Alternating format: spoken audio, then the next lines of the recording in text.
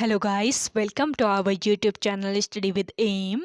आज मैं आप सभी के लिए काफ़ी इंपॉर्टेंट वीडियो लेके आई हूँ। तो देखिए, आपके आगामी उत्तराखंड पुलिस के एग्ज़ाम के रिगार्डिंग हमारे द्वारा Uttarakhand police special mock series start की गई है, जिसका पार्ट 17 आज मैं आप सभी के लिए लेके आई हूँ।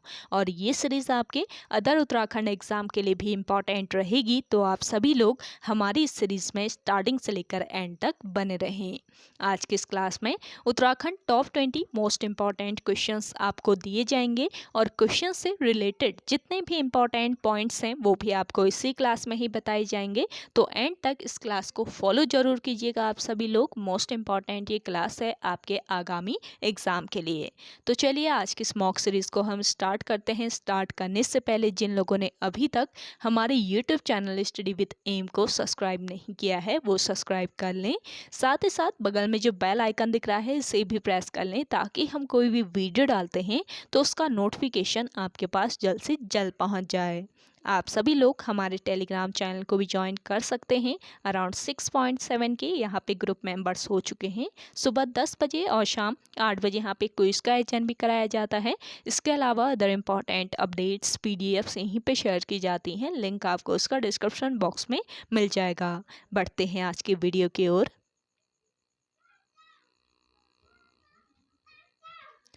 इस सीरीज का पहला क्वेश्चन है, कंकोड़ा खाल आंदोलन किसके नेतृत्व में हुआ। देखिए, कंकोड़ा खाल आंदोलन की अगर हम बात करें तो ये किसके नेतृत्व में, अनुसुईया प्रसाद बहुगुणा के नेतृत्व में हुआ था। ऑप्शन थर्ड यहाँ पे आपका करेक्ट आंसर है। देखिए, कंकोड़ा खाल आंदोलन चमोली जिले में हुआ था। चमोली जिले में अनुसुईया प्रसाद बहुगुणा के नेतृत्व में हुआ था। और अनुसुईया प्रसाद बहुगुणा, इनके जन्म की अगर हम बात करें तो कहाँ पर, चमोली जिले में, चमोली जिले के नंद प्रयाग में इनका जन्म हुआ था। और इनका जन्म अनुसुईया देवी के मंदिर में हुआ था और इसी कारण इनका नाम अनुसुईया पड़ा था। तो ये पॉइंट भी आपको ध्यान में रखना है। और देखिए, बहुगुणा जी को क्या कहा जाता है, गढ़ केसरी इन्हें कहा जाता है। वर्ष 1918 ईस्वी में गढ़वाल कांग्रेस की स्थापना में इनका मुख्य योगदान था। और वर्ष 1919 ईस्वी में इन्होंने मुकुंदी लाल के साथ लाहौर कांग्रेस अधिवेशन में भी भाग लिया था। अगला क्वेश्चन देखिएगा, राज्य के मध्य या लघु हिमालय क्षेत्र के अंतर्गत कौन सी श्रृंखला पड़ती है। देखिए, राज्य के लघु या मध्य हिमालय क्षेत्र के अंतर्गत पड़ने वाली श्रृंखला कौन सी है, ये है आपकी दूधातोली श्रृंखला। ऑप्शन सेकंड यहाँ पे आपका करेक्ट आंसर है। राज्य के मध्य या लघु हिमालय क्षेत्र के अंतर्गत दूधातोली श्रृंखला पड़ती है। और दूधातोली श्रृंखला जो है ये आपके अल्मोड़ा, इसके अलावा चमोली व पौड़ी, दूधातोली श्रृंखला अल्मोड़ा, चमोली व पौड़ी जिलों में फैली हुई है। और इस श्रृंखला से कितनी नदियों का उद्गम होता है, 5 नदियों का इस श्रृंखला से उद्गम होता है। जो कि कौन कौन सी नदियां हैं, देखिए, पश्चिमी रामगंगा, इसके अलावा आटागाड़, वूनो और पश्चिमी नयार व पूर्वी नयार। तो 5 नदियों का उद्गम स्थल है दूधातोली श्रृंखला। और दूधातोली श्रृंखला के तली पर एक ताल भी स्थित है, जिसका नाम क्या है, जिसका नाम है दुग्ध ताल। तो ये ध्यान रखेंगे, दुग्ध ताल आपके दूधातोली श्रृंखला के तली पर स्थित है। और देखिए, इस क्षेत्र के आसपास एक जगह है जिसका नाम है कोदिया बगड़। तो कोदिया बगड़ जो क्षेत्र है, कोदिया बगड़ में वीर चंद सिंह गढ़वाली की समाधि भी है। तो ये काफ़ी महत्वपूर्ण आपका पॉइंट बन जाता है एग्जाम की दृष्टि से। हो सके तो उसको नोट डाउन कर लीजिए। अगर आपसे पूछ लिया जाए कि वीर चंद सिंह गढ़वाली की समाधि कहाँ पर स्थित है, तो कहाँ पर, कोदिया बगड़ में स्थित है। अगला देखिएगा, राय बहादुर की पदवी से सम्मानित होने वाला प्रथम गढ़वाली था। देखिए, राय बहादुर की पदवी से सम्मानित होने वाला जो प्रथम गढ़वाली था ये कौन था, ये था लक्ष्मू कठैत। ऑप्शन थर्ड यहाँ पे आपका करेक्ट आंसर है। देखिए, लक्ष्मू कठैत जो है ये लक्ष्मू कठैत टिहरी में रवाई परगने का प्रशासक था। और प्रताप शाह के समय पाला एक टैक्स की प्रथा हुआ करती थी जिसका विरोध किसने किया था? लक्ष्मो कठैत ने इसका विरोध किया था। लक्ष्मो कठैत द्वारा पाला बिछाओ प्रथा के खिलाफ राजा से विद्रोह किया गया था। और देखिए प्रताप शाह की अगर हम बात करें तो प्रताप शाह ने 1871 से लेकर 1886 ईस्वी तक शासन किया था। और प्रताप शाह ने 1877 ईस्वी में प्रताप नगर नामक नगर की नींव रखी थी, जो कि किस नदी के तट पर था? जो कि जलकूर नदी के तट पर था। और देखिए प्रताप शाह ने टिहरी में अंग्रेजी शिक्षा की भी नींव रखी थी और इन्होंने टिहरी में प्रताप प्रिंटिंग प्रेस भी खोली थी। अगला क्वेश्चन देखिए,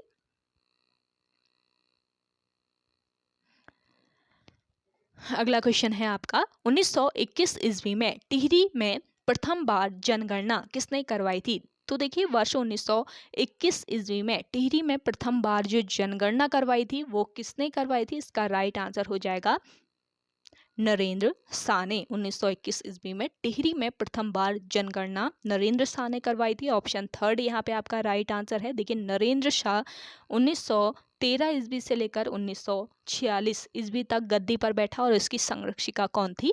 राजमाता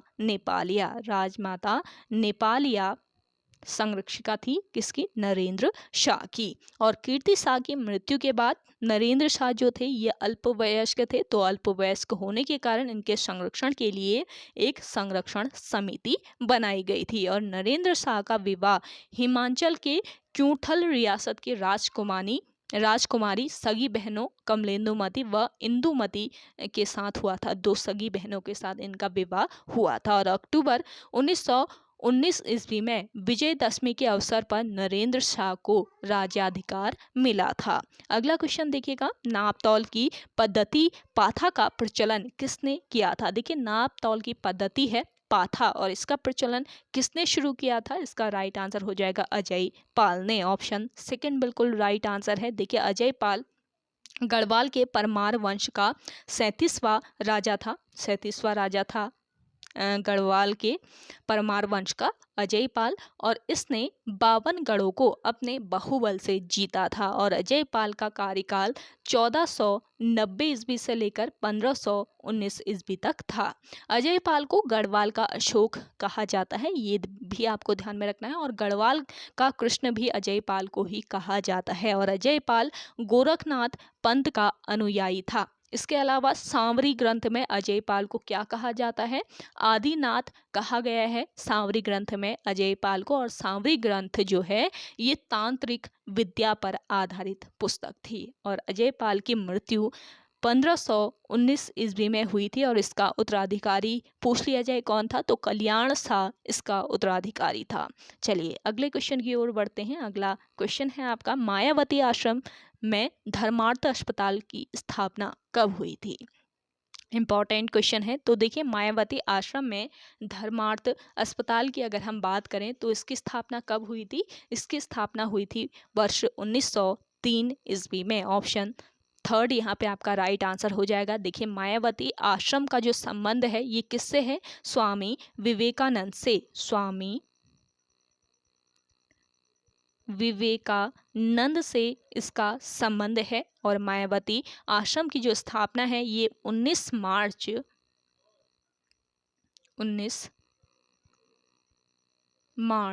1899 को हुई थी। 19 मार्च 1899 को इसकी स्थापना हुई थी। और इस आश्रम को बनाने में मुख्य भूमिका किसकी रही थी? एच सेवियर की इसमें इसको बनाने में मुख्य भूमिका रही थी। स्वामी विवेकानंद 3 जनवरी 1901 ईस्वी को मायावती आश्रम आए थे और 15 दिन तक यहीं पर ये रहे थे। और इस आश्रम के प्रथम प्रमुख कौन थे पूछ लिया जा सकता है आपसे, तो ध्यान रखिएगा इस आश्रम के प्रथम जो प्रमुख थे ये स्वामी स्वरूपानंद थे। स्वामी स्वरूपानंद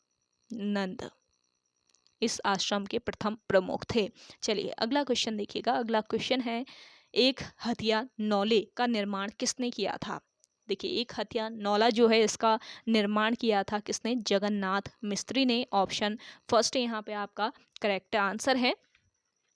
देखिए एक हथिया नौला जो है ये किस जिले में स्थित है पूछ लिया जाए तो चंपावत जिला, याद रखिए चंपावत जिले में ये स्थित है एक हथिया नौला। तो इसका निर्माण जगन्नाथ मिस्त्री ने अपनी बेटी कस्तूरी की मदद से किया था। एक हथिया नौला का निर्माण कर मिस्त्री ने चंद राजाओं का घमंड तोड़ा था। एक हाथ से निर्मित होने के कारण एक हथिया नौला या फिर बावली इसका नाम पड़ा था। एक ही हाथ से इसको बनाया गया था जगन्नाथ मिस्त्री के द्वारा।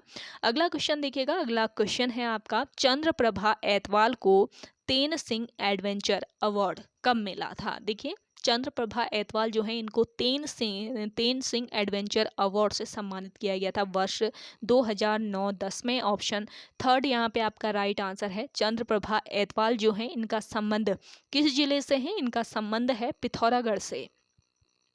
पिथौरागढ़ से इनका संबंध है। चंद्रप्रभा एतवाल को माउंटेन गोट के नाम से जाना जाता है। ये ध्यान रखेंगे, आपसे पूछ लिया जाए कि माउंटेन गोट के नाम से राज्य में किसे जाना जाता है, तो किसे जाना जाता है? चंद्रप्रभा एतवाल को जाना जाता है। और इन्होंने द्यारा बुग्याल को विश्व मानचित्र में स्थान दिलाया था और इन्हें वर्ष 2009-10 में तेन सिंह नार्गे एडवेंचर अवार्ड मिला था। अगला क्वेश्चन देखिएगा। गबला देव उत्सव, यहाँ पे थोड़ा सा मिसप्रिंट हो गया है, गबूला लिख दिया यहाँ पे, गबला है ये, ध्यान रखिए। गबला देव उत्सव किस घाटी में लगता है? तो देखिए, गबला देव उत्सव की अगर हम बात करें तो ये किस घाटी में? दारमा एवं व्यास घाटी में लगता है। तो ऑप्शन सेकंड यहाँ पे आपका बिल्कुल करेक्ट आंसर है। देखिए, गबला देव उत्सव किस जिले में? पिथौरागढ़ जिले में। पिथौरागढ़ जिले के दारमा व व्यास घाटी में लगता है और गबला देव को गणेश का अवतार माना जाता है। भगवान गणेश का इन्हें अवतार माना जाता है। अगला क्वेश्चन देखिएगा। आप सभी को आज की ये सीरीज पसंद आ रही है तो लाइक कर लीजिए। जिन लोगों ने अभी भी हमारे YouTube channel study with M को सब्सक्राइब नहीं किया है वे लोग जरूर सब्सक्राइब कीजिएगा। और इस सीरीज़ को आपको ज़्यादा से ज़्यादा शेयर करना है अपने दोस्तों के साथ, अपने व्हाट्सएप ग्रुप्स में। और आप सभी को आज सुबह 10 बजे टेस्ट प्रोवाइड कराया गया था। आपको 35 क्वेश्चन दिए गए थे और वो क्वेश्चन एकदम यूनिक और इम्पॉर्टेंट क्वेश्चन थे। तो जिन लोगों ने टेस्ट फॉलो नहीं किया है आज सुबह का, तो आप स्टडी विद एम पर विजिट करके फॉलो जरूर कीजिएगा। काफ़ी महत्वपूर्ण ये टेस्ट है और इस क्लास को भी आप एंड तक फॉलो जरूर करें और साथ ही साथ शेयर जरूर कीजिएगा। चलिए अगले क्वेश्चन की ओर बढ़ते हैं। अगला है आपका, विक्टोरिया बांध कहाँ स्थित है? देखिए, विक्टोरिया बांध है आपके कहाँ पर? भीमताल में। ऑप्शन सेकेंड यहाँ पे आपका राइट आंसर है। किस जिले में पूछ लिया जाए तो नैनीताल जिले में। नैनीताल जिले के भीमताल में स्थित है विक्टोरिया बांध और इसे भीमताल बांध भी कहा जाता है। और भीमताल बांध 1882 ईस्वी में हेनरी एशॉर्ट्स द्वारा डिजाइन किया गया था। ये ध्यान रखेंगे, किसके द्वारा इसको डिजाइन किया गया ये भी पूछा जा सकता है। तो किसके द्वारा? हेनरी एशॉर्ट्स के द्वारा इसको डिजाइन किया गया था। चलिए अगला है, डोल आश्रम की स्थापना किसने की थी? इसको करेक्ट कर लीजिए। डालनी डोल आश्रम है ये। डोल आश्रम जो कि किस जिले में? अल्मोड़ा जिले में स्थित है। तो अल्मोड़ा जिले में डोल आश्रम जो है इसकी स्थापना किसने की थी? इसका राइट आंसर हो जाएगा योगी कल्याण दास। ऑप्शन फर्स्ट यहाँ पे आपका राइट आंसर है। योगी कल्याण दास द्वारा इसकी स्थापना की गई थी। और जो डोल आश्रम है ये आपका किसके लिए जाना जाता है? योगा के लिए। योगा के लिए यह आश्रम जाना जाता है। डोल आश्रम की स्थापना परम योगी कल्याण दास ने कब की थी? 1990 ईस्वी में। वर्ष 1990 ईस्वी में इसकी स्थापना की थी कल्याण दास ने। अगला देखिएगा, विंसर वन्यजीव विहार की स्थापना कब हुई थी? देखिए, विंसर वन्यजीव विहार जो है इसकी स्थापना हुई थी वर्ष 1988 ईस्वी में। ऑप्शन थर्ड यहाँ पे आपका बिल्कुल राइट आंसर है। विंसर वन्यजीव विहार संस्थान की जो स्थापना है वो किस जिले में हुई थी? अल्मोड़ा जिले में इसकी स्थापना की गई थी। अल्मोड़ा जिले में स्थित है विंसर वन्यजीव विहार। तो इसकी स्थापना अल्मोड़ा जिले में की गई थी। और यह वन्यजीव विहार जो है कितने वर्ग किलोमीटर क्षेत्रफल में फैला है? 47 वर्ग किलोमीटर क्षेत्रफल में फैला है, जिसके मध्य में 0 पॉइंट नामक स्थान स्थित है। चलिए अगला क्वेश्चन देखिएगा। अगला क्वेश्चन है आपका, उत्तराखंड लोक सेवा आयोग का मुख्यालय कहाँ स्थित है? देखिए उत्तराखंड लोक सेवा आयोग का मुख्यालय है आपके कहाँ पर? हरिद्वार में। ऑप्शन थर्ड यहाँ पे आपका करेक्ट आंसर है। उत्तराखंड लोक सेवा आयोग की अधिसूचना 14 मार्च 2001 को जारी हुई और 15 मई 2001 को लोक सेवा आयोग एक नए संगठन के रूप में शुरू हुआ और वर्तमान में लोक सेवा आयोग में एक अध्यक्ष और 6 सदस्य हैं। और आयोग के प्रथम अध्यक्ष कौन थे? इस आयोग के प्रथम अध्यक्ष थे NP नवानी। NP नवानी इसके प्रथम अध्यक्ष थे और जिनका कार्यकाल मात्र 4 माह का था। 4 माह का इनका कार्यकाल था। उत्तराखंड लोक सेवा आयोग की प्रथम महिला सदस्य कौन थी? अगर आपसे पूछ लिया जाए तो कौन थी? सुधा रानी पांडे। ये पॉइंट भी आपको ध्यान में रखना है। अगला क्वेश्चन देखिएगा। अगला क्वेश्चन है आपका, जिन लोगों ने अभी भी इस सीरीज को शेयर नहीं किया है जल्दी से शेयर कर दीजिए आप सभी लोग। अगला देखिए, पतंजलि योग विद्यापीठ को राज्य सरकार द्वारा डीम्ड विश्वविद्यालय का दर्जा कब दिया गया? देखिए पतंजलि योग विद्यापीठ जो है इसको राज्य सरकार द्वारा डीम्ड विश्वविद्यालय का दर्जा दिया गया था वर्ष 2006 में। ऑप्शन फोर्थ यहाँ पे आपका राइट आंसर है। पतंजलि योग विद्यापीठ को वर्ष 2006 में राज्य सरकार द्वारा डीम्ड विश्वविद्यालय का दर्जा दिया गया और इसके 2 परिसर हैं। कितने परिसर? 2 परिसर है इसके। प्रथम परिसर अप्रैल 2006 तथा दूसरा परिसर अप्रैल 2009 में शुरू हुआ और पतंजलि योग विद्यापीठ का कुलाधिपति स्वामी रामदेव हैं और इस विद्यापीठ के महासचिव कौन है? आचार्य बालकृष्ण। अगला क्वेश्चन है, भारत माता मंदिर का निर्माण किसने करवाया था? देखिए भारत माता मंदिर जो है इसका निर्माण स्वामी मित्रनंद ने करवाया था। ऑप्शन फर्स्ट यहाँ पे आपका राइट आंसर है। भारत माता मंदिर जो है ये किस जनपद में? हरिद्वार जनपद में स्थित है और यह मंदिर 180 फीट ऊंची है। यह मंदिर 180 फीट ऊंचा है और भारत माता मंदिर का निर्माण 1983 ईस्वी में स्वामी मित्रानंद ने करवाया था और इस मंदिर का जो उद्घाटन है वो किसने किया था? श्रीमती इंदिरा गांधी ने इसका उद्घाटन किया था। चलिए अगले क्वेश्चन की ओर बढ़ते हैं। अगला क्वेश्चन है आप सभी लोगों के लिए, दैवेज्य निम्न में से किसका उपनाम है? मोस्ट इंपॉर्टेंट क्वेश्चन है। देखिए आज की जो सीरीज है काफ़ी महत्वपूर्ण है, तो एंड तक बने रहें इस क्लास में और आप सभी लोग इस सीरीज को ज़्यादा से ज़्यादा शेयर जरूर कीजिएगा।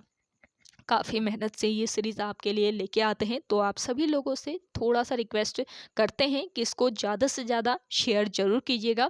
देखिए दैवेज्य जो है ये किसका उपनाम है? इसका राइट आंसर हो जाएगा मुकुंद राम बड़थवाल का। मुकुंद राम बड़थवाल का जो उपनाम है वो क्या है? दैवेज्य है। ऑप्शन सेकंड बिल्कुल राइट आंसर है। मुकुंद राम बड़थवाल का जन्म की अगर हम बात करें तो 1887 ईस्वी को पौड़ी गढ़वाल में इनका जन्म हुआ था और ये दैवेज्य उपनाम से जाने जाते हैं। देखिए पौड़ी के निवासी मुकुंद राम बड़थवाल संस्कृत व ज्योतिष के महान विद्वान थे और इन्होंने ज्योतिष में 1 लाख से अधिक श्लोकों की रचना की। भारतीय ज्योतिष अनुसंधान ने इन्हें अभिनव बारामिहिर की उपाधि दी थी और इनकी रचना एक है जातक सूत्रम व ज्योतिष रत्नाकर। दूसरी रचना है ज्योतिष रत्नाकर। तो ये ध्यान रखेंगे, जातक सूत्रम और ज्योतिष रत्नाकर ये किसकी रचना है? ये है मुकुंद राम बड़थवाल की। अगला देखिएगा, पोखु देवता मेला किस जनपद में लगता है? पोखु देवता मेला लगता है आपके किस जनपद में? इसका राइट आंसर हो जाएगा,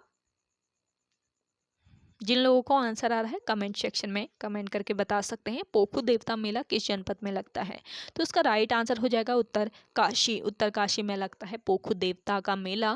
देखिए मोरी के पोखु देवता कहाँ पर?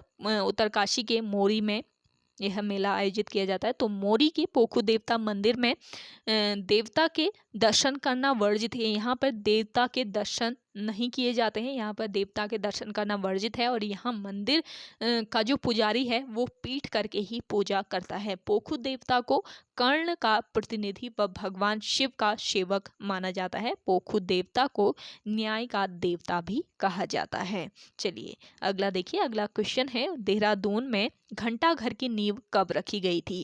देखिए, देहरादून में घंटाघर की नींव की अगर हम बात करें तो कब इसकी नींव वर्ष 1948 ईस्वी में इसकी नींव रखी गई थी। ऑप्शन फोर्थ बिल्कुल करेक्ट आंसर हो जाएगा। देहरादून घंटाघर जो है इसकी नींव 24 जुलाई 1948 में तत्कालीन राज्यपाल सरोजिनी नायडू द्वारा रखी गई थी। और घंटाघर का जो उद्घाटन है वो कब किया गया था? वर्ष 1953 में इसका उद्घाटन किसके द्वारा?